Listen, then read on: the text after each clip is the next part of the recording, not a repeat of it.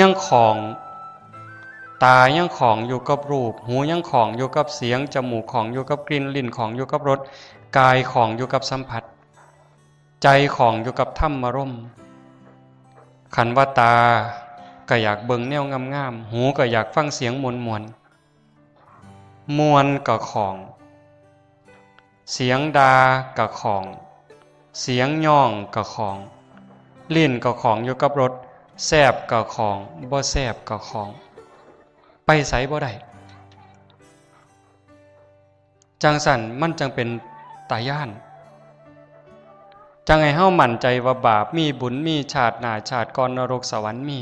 เฮ็ดดีก็ดีจริงเฮ็ดชั่วก็ชั่วจริงในเมื่อเฮาได้เกิดเป็นคนได้พ้อพุทธศาสนามันเป็นความโชคดียิ่งใหญ่กว่าความเป็นเทวดาอีกประเสริฐกว่าเทวดาแต่คันเฮาพลาดเฮาเผลอ